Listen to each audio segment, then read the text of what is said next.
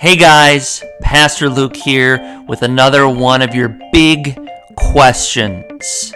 Snap judgments. What do you think?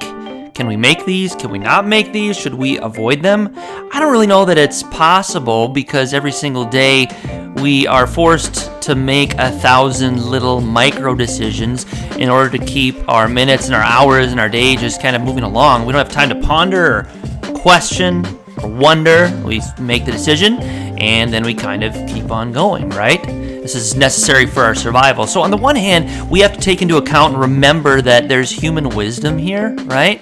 So for example, I'm driving down the highway, I see a crazed looking driver, right? Eyes wide open, pounding the wheel, just kind of yelling out the window. I'm going to see that person and I'm going to make a judgment. I'm going to say, well, this looks like an angry driver or an aggressive driver. In order to protect myself and the people in my car, what am I going to do? Well, I'm going to take whatever actions are necessary. Maybe I'm going to slow down. Maybe I'm going to pull off to the side of the road. Whatever the case may be. That's just human wisdom.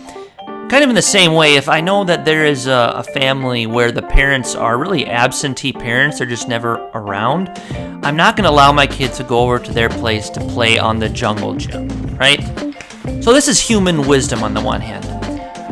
The switch happens, and it's a subtle one, when we go from drawing conclusions based on people's actions to rendering judgments about who they are.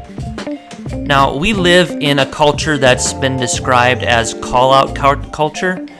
Call-out culture is an apt description, I think, because it's almost expected that we call other people out on their sins and on their failures, right? This has become the norm.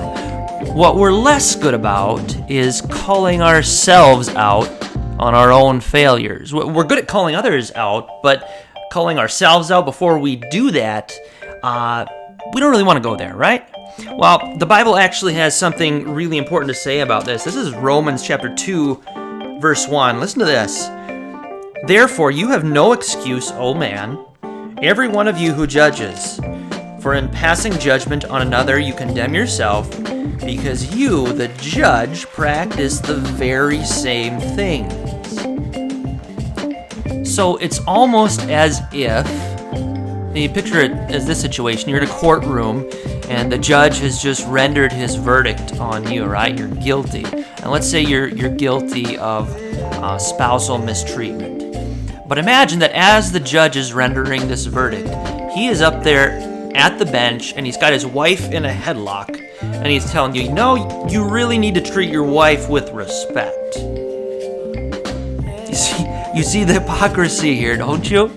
It's just kind of ridiculous. And this is what the Apostle Paul is driving at. Like, we tend to look at the other person and try to pull the speck of sawdust from their eye while we have a 2x4 sticking out of our own eye. Well, what gives us any hope in light of all of this? Well, pretty simply, the cross of Jesus Christ is where we look to see God's judgment rendered once and for all of our sins, for all of our failures, for everything we have done wrong, for the things we deserve to be called out on. God calls out Jesus instead in our place there 2,000 years ago at Golgotha.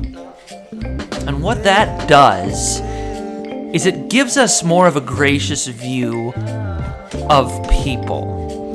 Because we see that, man, we're all actually in the same boat here. We all do have failures. We all do have things that we rightly deserved to be judged for. But at that cross, Jesus took on all of those things upon his shoulders and died in my place.